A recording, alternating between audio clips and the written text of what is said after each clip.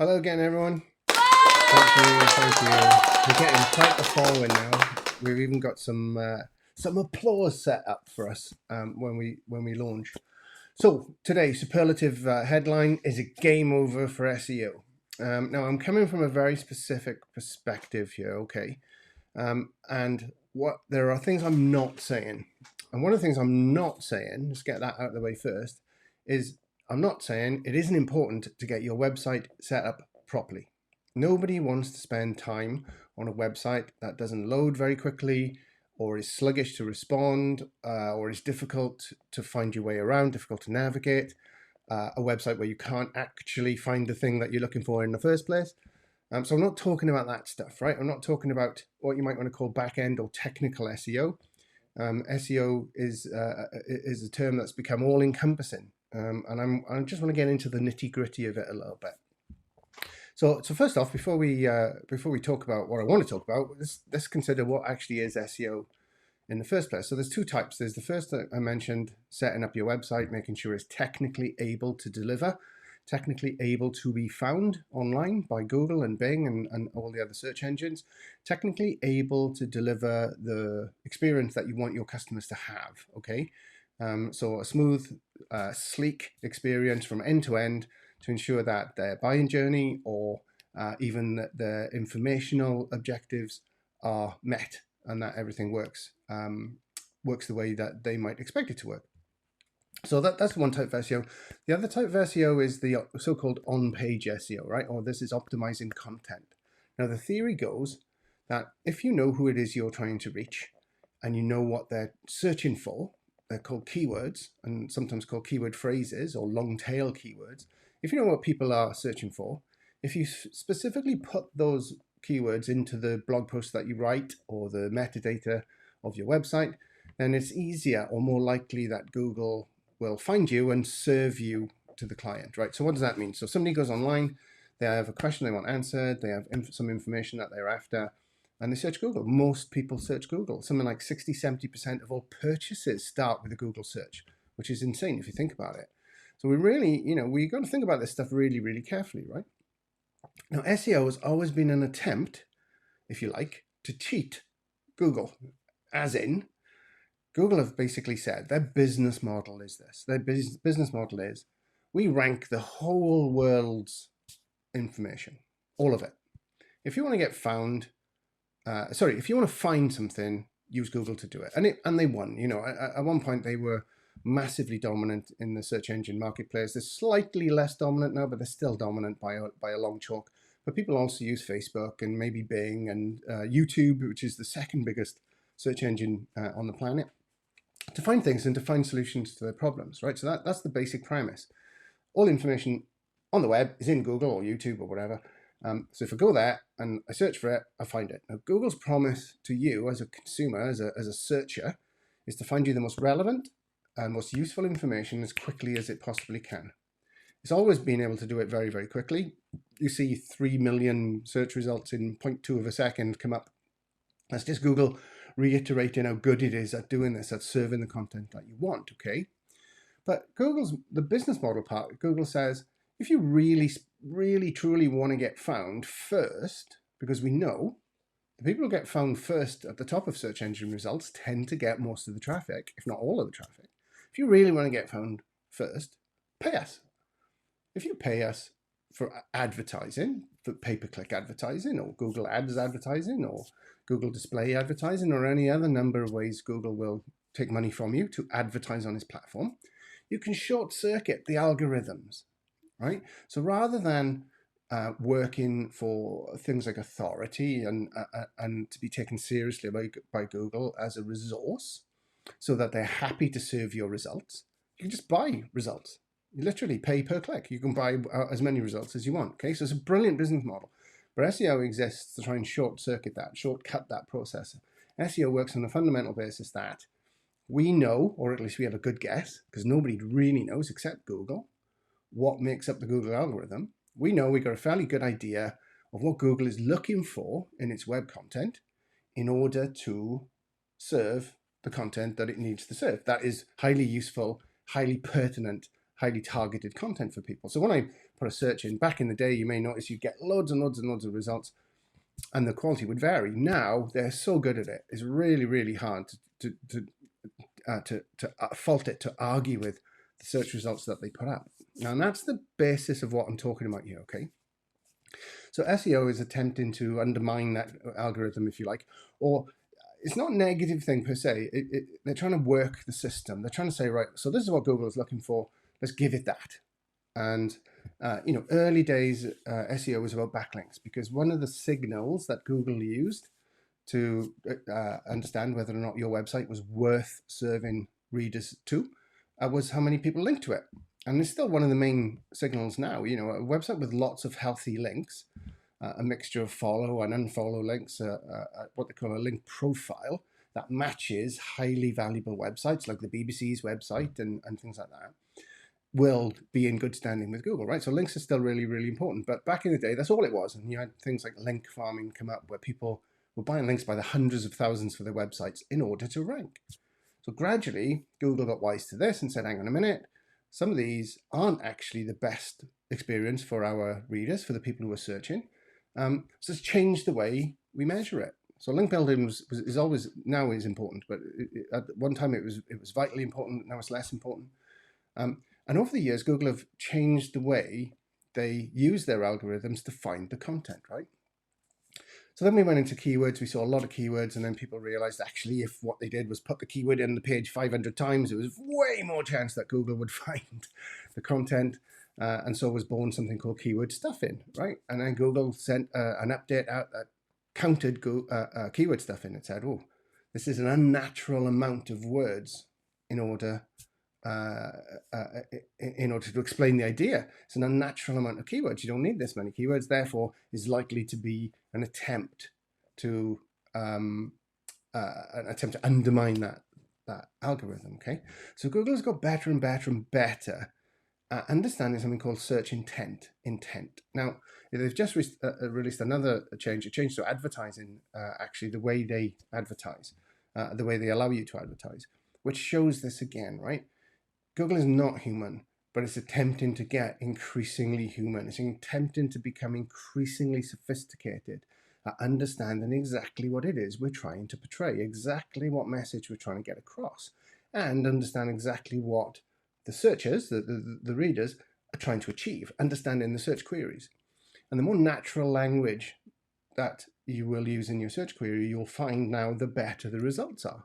So we don't have to anticipate the keywords like we did. We don't have to stuff our websites full of keywords, and we don't have to do pages and pages and pages of content that literally just have keywords. That stuff does work. It will get you traffic. I hear a lot about people, oh, I employed an SEO and now my traffic's gone up. But I'll ask you one question when it comes to that traffic, okay? Does that traffic convert to sales?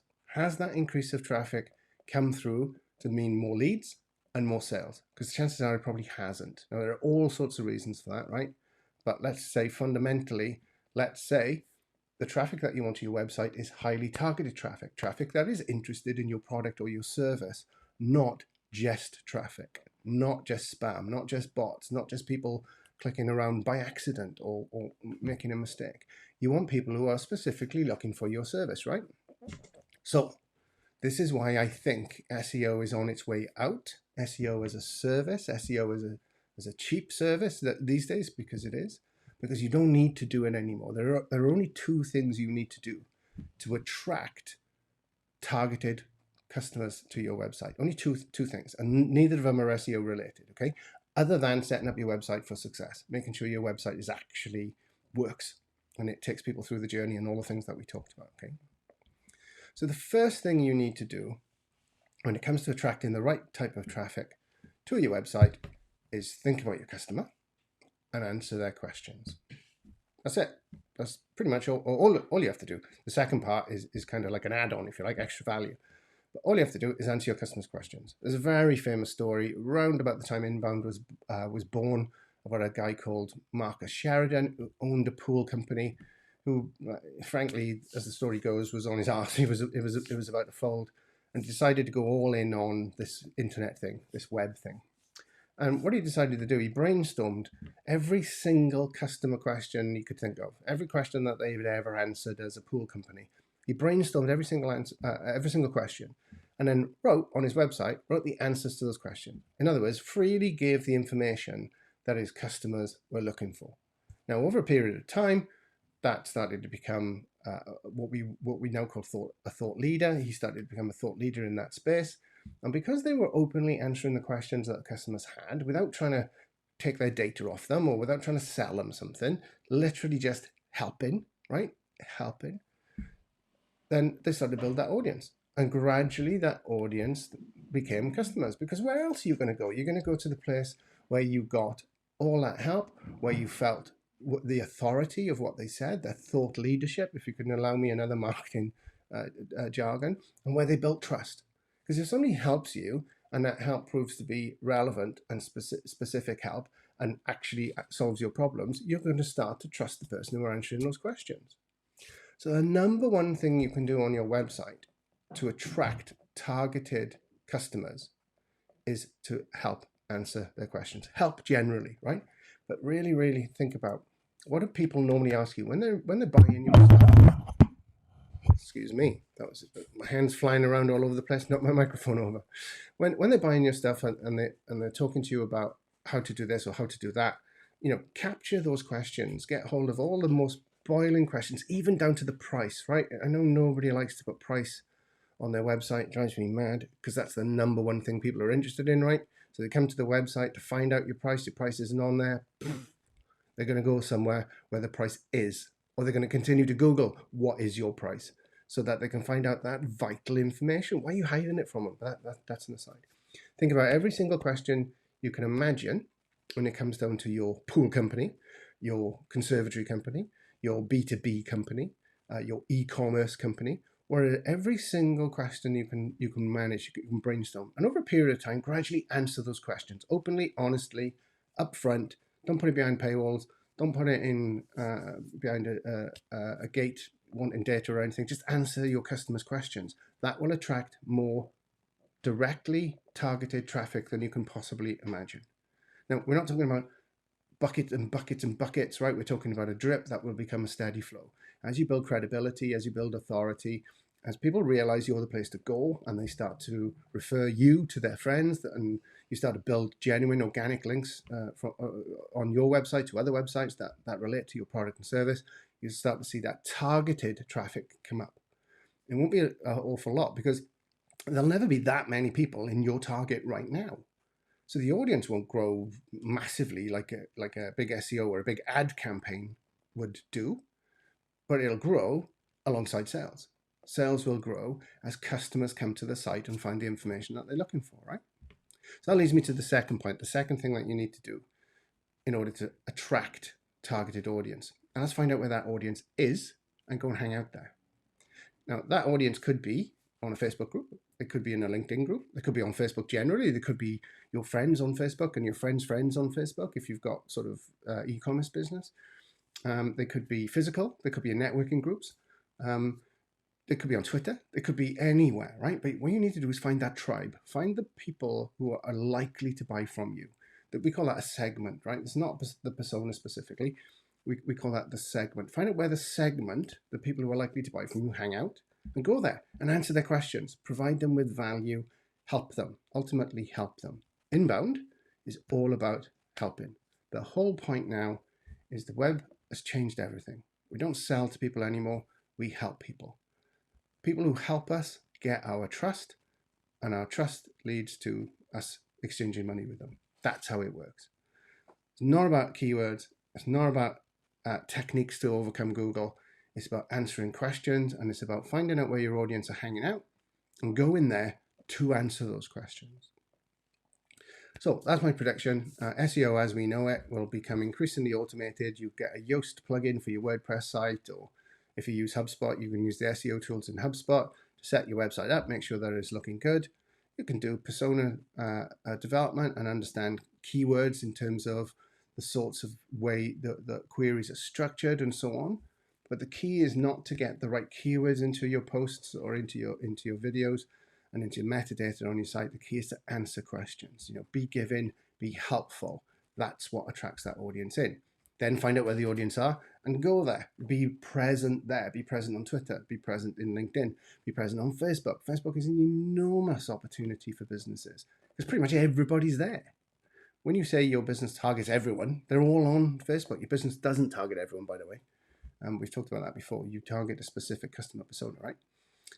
But they are likely to be on Facebook, whether they're B2B, whether they're older, young, or anything else. They're likely to be there because pretty much everyone is. And it doesn't mean that you don't use Google. It doesn't mean that Google isn't an insanely powerful tool in your arsenal.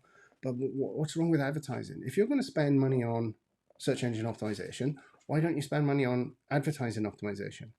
It's going to bring in far better results for you because the idea of the advert is to find that targeted audience again, not just to bring audience in, right? So, final proof. When I was working for a newspaper quite local to us in Swansea, I ran an experiment, short experiment, and we had a pretty successful website. We had more than 4 million people reading that website every month. That's a big old website. And we tried to test how much benefit there was to doing what we called SEO headlines versus creative headlines, right? Headlines that would attract people in. 1 sec. Let's get rid of this stupid dog.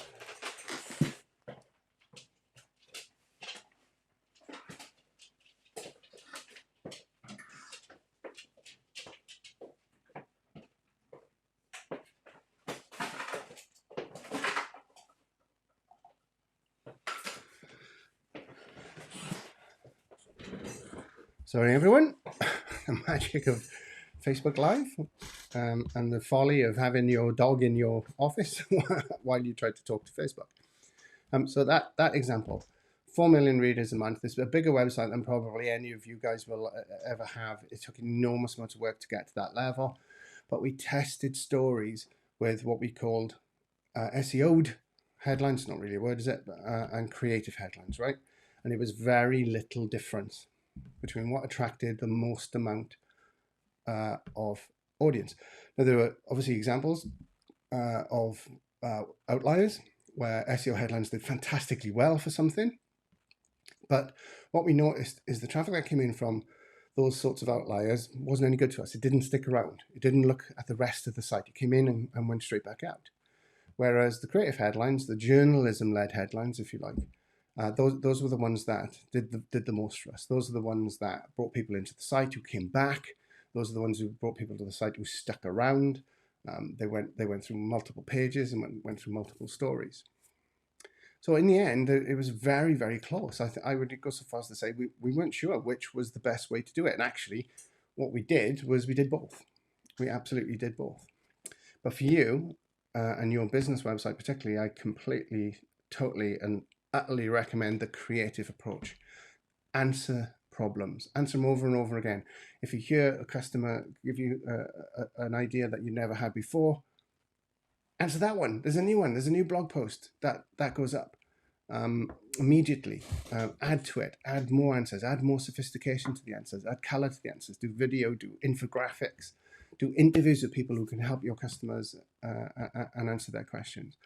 That's what inbound is all about. That's what the web is all about. The web is about people searching for solutions to their problems, not searching for keywords. And Google is getting better and better and better at understanding our intent. It doesn't like robots. It doesn't like keywords. It's trying to be a human. It's trying to understand the way humans think and the way humans act. So there's no point in following those tried and traditional strategies. And just a final thought, and thanks, Adam. Great to see you on the stream again. I really appreciate your support. It's great to see you. Thank you very much. One last thing. Bear in mind, if you go with an SEO strategy, you're effectively betting against Google, right? Google, which turns out, I don't know, $90 billion a year or whatever it is, has 70+% of all business-related search queries. You know, they've won, right? They've already won the battle. your SEO in Abercwmbdwch in Swansea Valley, who's working with you to drive traffic, is betting against Google. I don't like those odds, right? We really need to understand what Google is looking for, absolutely, what Google wants, what the signals it tries to understand. But ultimately, remember, it is looking to provide the most relevant, spot-on content for our customers. That's what it's looking for. So write for your customer. Don't write for Google, don't write for SEO, write for the customer, answer their questions. It's as simple as that.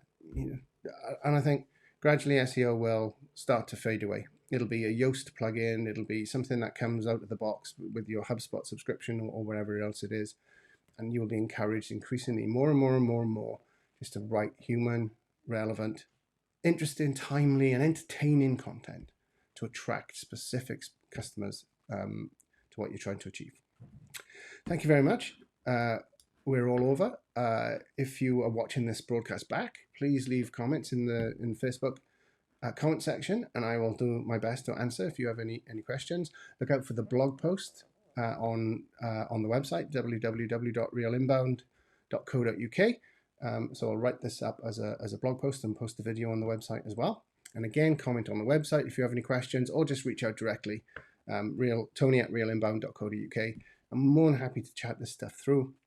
It's a very complicated area, and that's why I'm trying to say, stick with your customers, stick with what your customers need to understand, and you won't go very far wrong. Thanks again, everyone, and I'll speak to you all again soon. Bye-bye.